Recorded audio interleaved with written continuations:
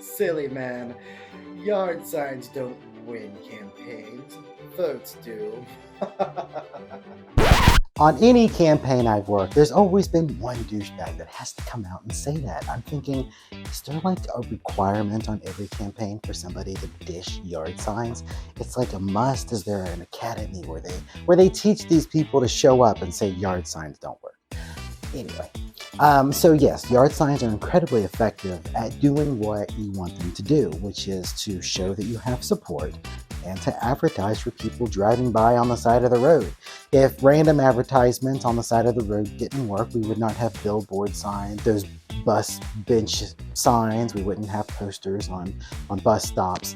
So this kind of advertising obviously worked because we are completely surrounded with small advertisements. So when you're thinking of getting yard signs, the only thing you should say is yes and how many can you realistically put out. But you don't want a small sign that's this big. It's got to be big. You want a yard sign that can be seen from at least 300 feet away. That's helpful, perhaps in a more urban area.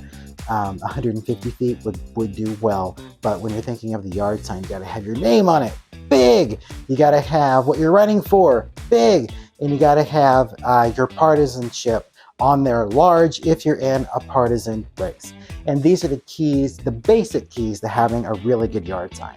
So one of my favorite yard signs I ever saw was by a candidate out west. He had these signs, it was awesome, but he actually turned himself into a cartoon character. In a million years, I never would have thought to do this because I've always followed my big name, big office, and big party text on your signs rule. And just make sure it can be seen far away. But the creativeness was eye-catching. It was really cool. And unfortunately, I don't have a picture of it, but it was really cool. So there's all kinds of ways people try to make their yard sign stand out. One of the worst things, and the only thing I just don't think is effective, is when people put a picture on the yard. That's a big expense. It's not really helpful. And they need to see your name, they need to see what you're running for, and they need to see your party very clearly.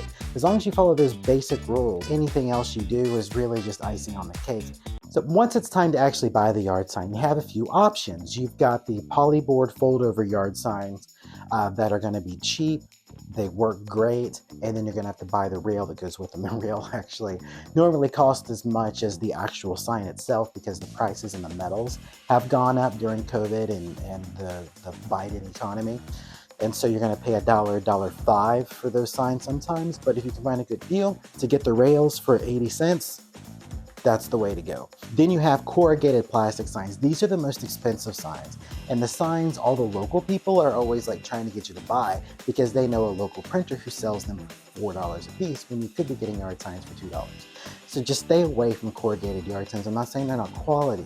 They are, but there's no reason to spend between $4 and $6 per sign when you could use the fold-over paper signs, the fold-over cardboard signs, or use the polybag plastic sign. The polybag plastic signs are actually my favorite because so many yard signs disappear throughout the campaign. You can take any volunteer and they can fit those in their car because you just have these, they're just these bags. You fold them up, you stick them under, you stick them in the back of the car, you grab some rails and you're set. It doesn't take up a lot of space.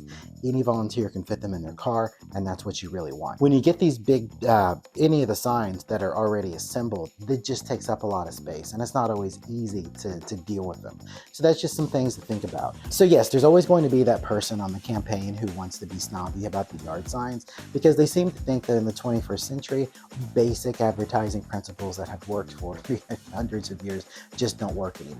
Even in ancient Rome, when they were having elections in Rome, they used big signs on the sides of business buildings that said the candidates they were supporting.